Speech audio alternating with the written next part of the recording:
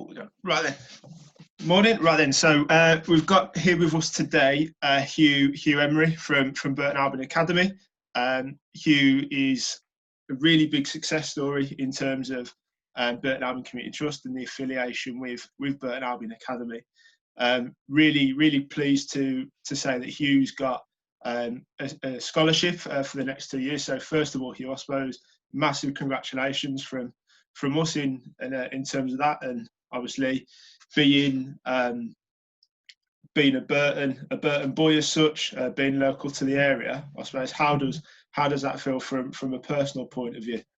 From a personal point of view, it's I've mentioned it before. It's like a dream come true. You know, born in Burton, growing up as a Burton lad, Burton supporter, going on to all the games, and then to be told that you're gonna be put into like a youth contract with the club.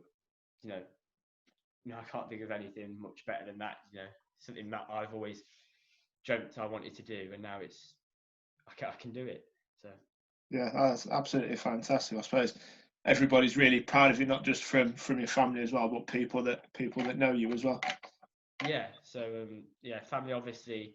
You know, I came out of the meeting after being told, and you know, I broke down into tears. Like, and it was in the Burton Community Trust building, like where the meeting was. So when I came out, I saw all the coaches. I thought, I won't interrupt anything, but I could see all the coaches that I've worked with before. I thought, I can't wait to tell them. And you know, as soon as I got in the car, I was like, Dad, drop me off to the local Sunday League game where all my mates are. And I'm going to go tell them. And so it was to tell everyone, and for everyone's reaction, it was special.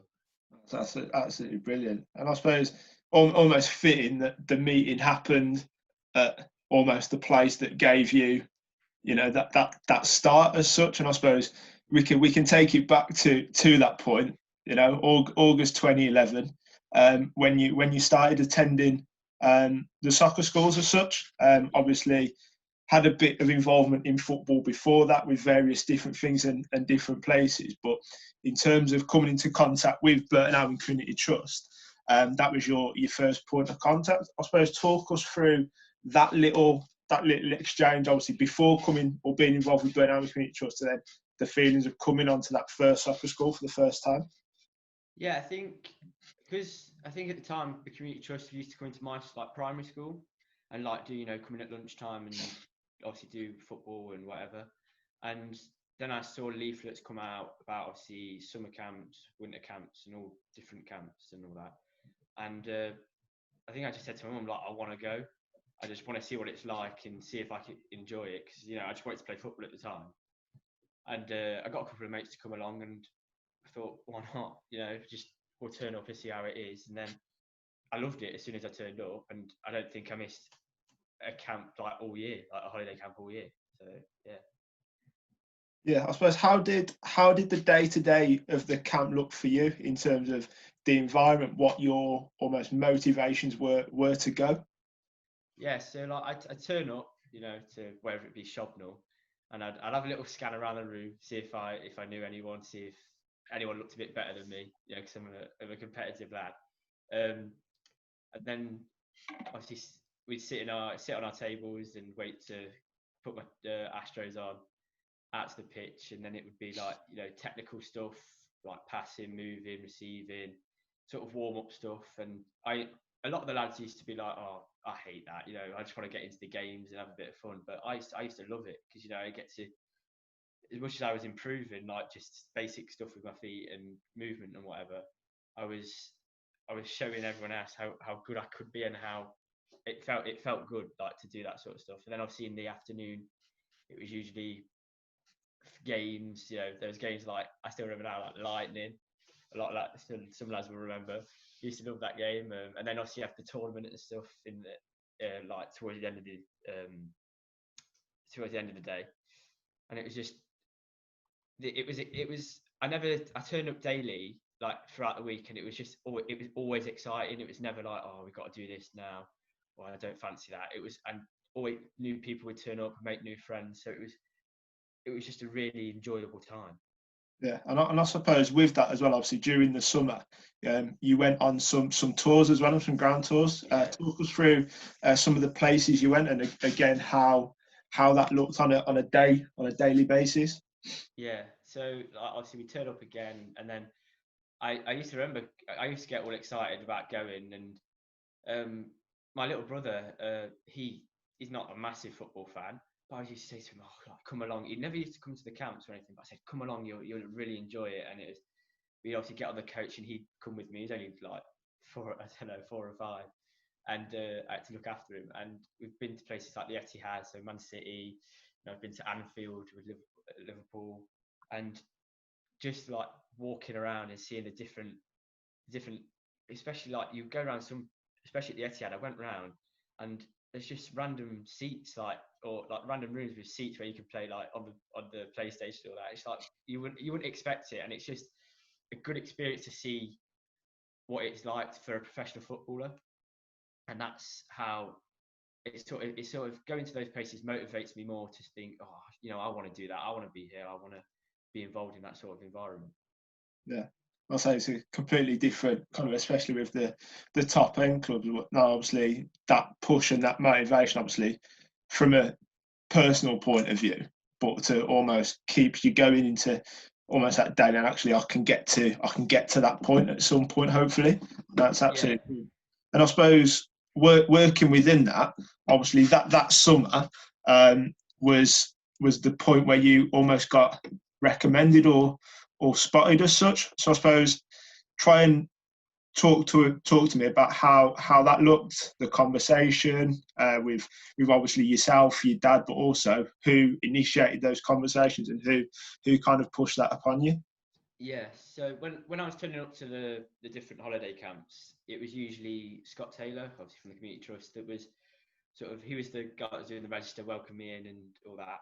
And I can't, obviously I just attended the summer camps and like winter camps, whatever, as just, for me, it was a bit of fun at the time, because obviously of my age, I just wanted to play football.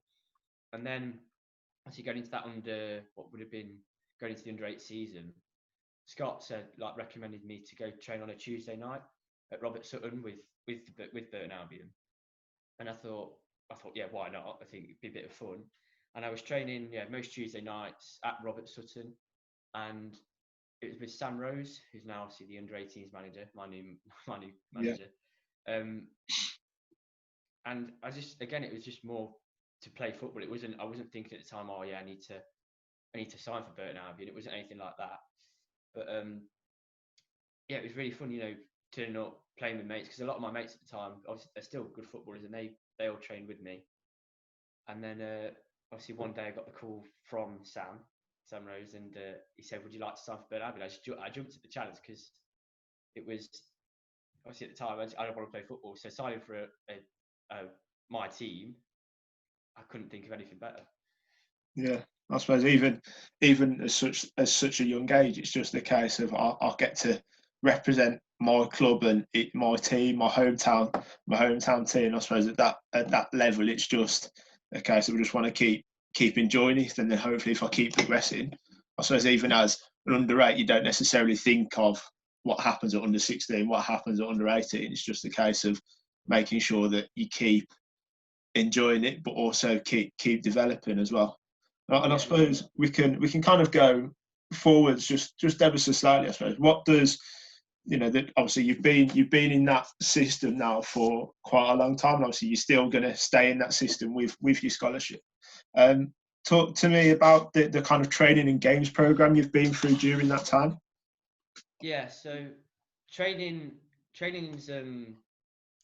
it's been not weird. It's over the years it's changed slightly. So it's gone from training on like small pitches down at Marston's near Shobnall, or obviously recently the 3G's been built up at near the Pirelli to get to use that. But also at times we've had to travel over to Loughborough, up to the Defence Sixth Form College, just to do like a couple of hours of training. So that, for me, that's like a 40-minute drive to play for a team, which is located about 10 minutes away.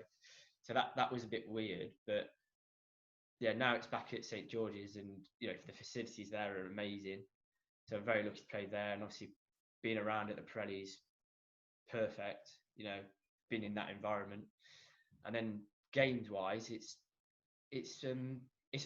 not really ever altered. It's always been, because obviously we're in a Category 3 team. We play teams like your Doncasters, your Chesterfields, and teams like that. But then also we get the special opportunities sometimes to go play teams like Liverpool, Man City, Man United, and those experiences have been, special, especially if you go to their training ground and seen some of the, like I went to it's Carrington, isn't it, at Manchester United, and turned up and you think, wow. And then we went into the changing rooms and I've seen Juan Mata and Ander Herrera, and you're thinking like, wow, do you know what I mean? And it's those experiences are just very like they're some of the most memorable moments that I've had at the club, and that's very special. Yeah, and I suppose almost going back to kind of the initial point, the kind of the soccer school and stuff like you still attended until a couple of years later in 2014. Yeah. I suppose how was there almost going through for that point of time, was there any difference in how they looked, but also in terms of you, in terms of almost being everyone would have known your name within the area as such? Yeah. Did anything change for you in that way, or were you perceived at a different level, different way? I wouldn't say so, because I tried to obviously attend those like soccer camps and it's like until I was like, to this thing, it's at 14 until like you can no longer turn up. And I always just went, and I never thought, oh, I play for Burton, so I must be better than all these. I just thought like I'm here for the fun side of it, and I'm going to enjoy it whilst trying to improve my football. So I never really turned up with like a different attitude at any point, or of course I wanted to be competitive and be the best one there, like anyone would, but I wasn't there thinking, oh, who does he play for, or what do the coaches think if I do this wrong. I was just there from literally for just the enjoyment factor of it, and that's what I wanted really. Yeah, and I suppose almost finishing upon that as well. You come back and do like little bits of work experience with the soccer schools, and I know we've worked almost side by side as such. And Yeah. having worked with you kind of younger down as you coach within those age groups as well. Did you almost feel that it would be nice to give back something in a way, Yeah, and help out?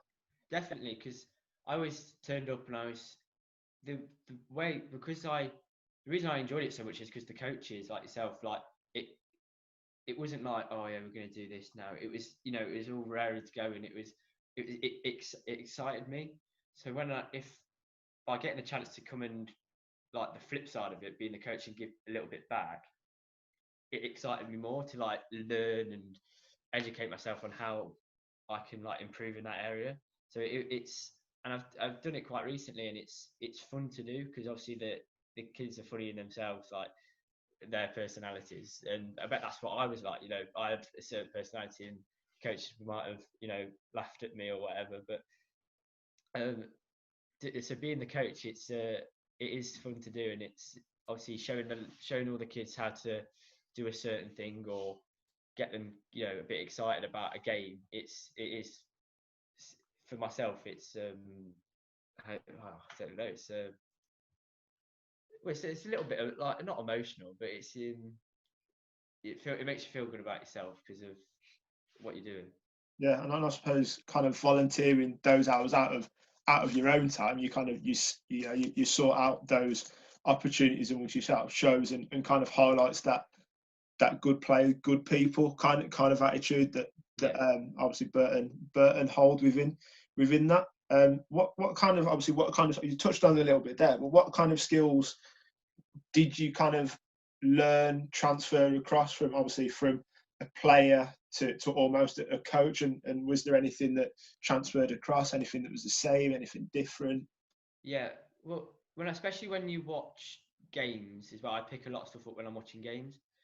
So seeing like the sort of captain figure, and when I'm playing, I've always wanted to be that captain figure. So in a way, it's like leadership, teamwork, but you've got to be confident in yourself. Because if you're not confident, you won't ask questions. You'll keep quiet. So having that self belief to go and just try it and see how it goes. If it goes wrong, then you can obviously ask someone who knows what they're doing for a bit of advice. But so that's how I took it. Like turn up. If I'm not any good at it, I'll learn. But there's people that can help me learn from like there.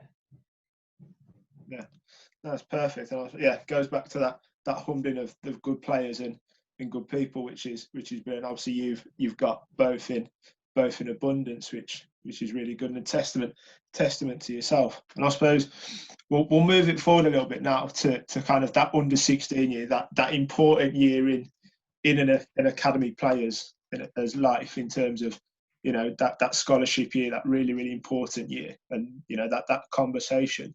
Talk us through almost the whole of your under-16 year up to that point of the meeting, and tell us, almost without going into massive amounts of detail within the meeting, but how that meeting went, how you felt, and things like that.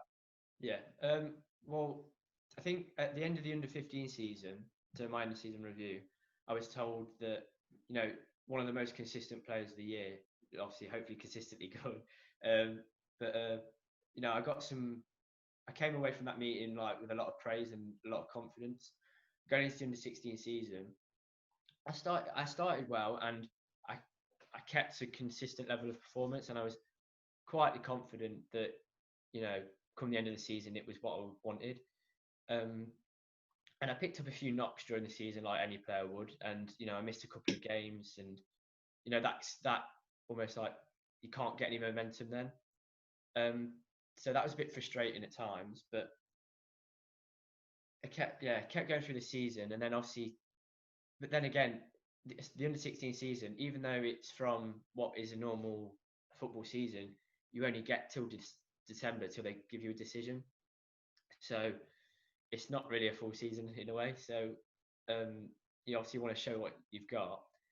And then towards the end of the year, they started bringing in obviously other lads from other clubs to fight for positions, and they were good players. Yeah, and at the time as well, the first trial I had a knock, so I couldn't play in the trial game. And obviously, just watching other lads come in and play, and like playing your position, it's very frustrating, obviously, because they could be the person that takes your position at the club. And then come December time, we're told it could be any time in December, but more than likely towards the end. And a lot of the lads I went into my what would have been the meeting to be told, and I went in, and there's 4 coaches, my under-16s coaches, the academy manager, and the under-18s coach, and sat down. You know, I was sweating, I was a bit nervous, and they said to me, like, we haven't seen enough of you, really, in a way. And I was, you know, at the time I was a bit bewildered by it, but I thought, you know, I've had a few knocks, so, you know, I just need to, in the next few weeks, just show what I've got, and just have that determination to fight through it. And then more players came in, and a couple of lads said, oh, you know, I've got my scholar. So at the time, I was thinking, oh, you know, this could not happen. And then, but I think, especially with my parents and a lot of family, they helped me stay concentrated. And, you know, my dad likes me to stay determined and, you know, fight through everything. And I think about 3 weeks later, it came to a match on a Sunday against Scunthorpe United, and I started the game. I started awful. You know, the ball came over my head. I completely mistimed it. I thought, oh God, not again. But then after that, I had a blinder of a game. You know, I think I got a couple of assists, and, you know, I was buzzing with a performance. I got took upstairs to wherever it was, and then I walked in the room. There's about 10 or 12 coaches, and they go, "We'd like to offer you a scholarship." And I'd like the grin came onto my face there. I couldn't like sit still. And obviously they explained to me what was going to happen. I came out of the room, and I grabbed my dad, went into tears, you know, because all that, what felt like a setback in a way from the interview, or from the review about 3 weeks ago. It's that hard work between then had obviously secured me my scholarship, and it was more relief than anything, because I felt like I'd done enough, but then to be told that you've got to do a bit more, you feel like, oh, you know, it's a bit draining, a bit of a setback. But to do that, it was a massive sigh of relief. And obviously now I've signed the scholarship, and I couldn't be happier. And I suppose almost coming in as as an under 8 into the building really young, to go all the way through as an under 16. How does that feel? Obviously, when you've seen other players come in, go out, even players like you said, even within that 3-week period of that review to signing, coming in looking like it's your position. How does that feel in terms of an under 8 going all the way through the system into 16s and then 18s? Yeah, it feels amazing because, I think I look at it now, and a lot of the lads that have been given the scholar, they started obviously at Birmingham, Villa, Stoke. So and especially because of the their standing in academy football, those clubs, it's a massive deal, because you're fighting against lads that were hoping to play for Premier League Championship clubs, and there's me that's started off when Burton were in League Two, and now obviously we've been to the Championship, and now I want to be obviously like them, but at Burton. So coming all the way through, and it's one of the only that's come up all the way through. It is special, and I'm very proud of that. So yeah. No, perfect. And I suppose the obvious next question is, what does the future hold? What do you see yourself doing and progressing on to next? Well, obviously, first of all, I'd like to. I've got to be realistic about it. I've got to break into the under 18s team and try and fight for a starting position, which will be hard in itself. And then that's more of a short-term goal for me this season. But then, for hopefully as soon as possible, really, I'd like to say I could fight for a position in the first team. Maybe even if it's on the bench for the first year or whatever. I'd like to be one of those lads that's get at the end of this 2 years that's offered that pro, that's then going on into the first team, and then hopefully I'd like to see myself as one of the, because I obviously like to be that captain figure. I want to be a captain at Burton Albion. So those are sort of my aspirations at the minute. Obviously, I have to take it one step at a time, but I've got big aspirations in football. So I'd like to achieve them obviously as soon as possible. But hopefully, obviously, with the hard work and whatever comes with it over the next 2 years, I will find myself in the first team. Yeah, and I suppose that kind of comment is kind of epitomises your personality, that humbleness, but willingness to really work hard and strive for and to be the best you can possibly be, with kind of goals and targets in sight, which is absolutely fantastic. What kind of advice would you give young players and young people off the back of your experience from an academy perspective, but also from a community trust perspective as well? Yeah, so for the younger lads, it's obviously, I know a lot of people say it, but it is totally about enjoying it. Because if you enjoy your football, like I was, and then you get invited, get invited along to play for a club, and then you get signed, it's more come from the enjoyable side of it. So from a young age, it's definitely about enjoying it, just getting playing as much football as possible, really. And then obviously as you get a bit older, it's obviously it comes with hard work. However you see yourself as a player, you stick to that sort of attribute. So for me, it's always been trying to be that leader, as well as focusing on the football side, but obviously trying to be that leader. So other lads come to me and say, yeah, you know what, he's my captain, he's my leader. But then also, especially around teenage years, it's about sacrifice, especially because a lot of the young lads, when I was younger, you get invited to your birthday parties and whatever, and you feel you want to go, but then you've got a game or you've got training or whatever, and and it used to frustrate me. And I used to be like, well, it's nothing, like training is nothing important. It won't matter if I just miss one. But sacrificing a party or whatever to go to that training, in the long run, it will help. It'll benefit you massively. So I think for me, especially for a lot of the younger lads, and obviously teenagers, it's about the sacrifice that you give, because that's what will get you where you want to go. Yeah, and I suppose off the back of that, what's kind of community and academy given you from both a footballing perspective, but also from a person perspective as well? Yeah, so especially with the community, I've made a lot of friends. Like with it's like the lads that have turned up to the camps, or coaches. I still know from like when I was little, 7 or 8, when I used to go. I still know a lot of the coaches, so that's very important, because I turn up now to training at the Pirelli, and I see a lot of the coaches. Like I say, morning, they know me, I know them, and that's nice to have.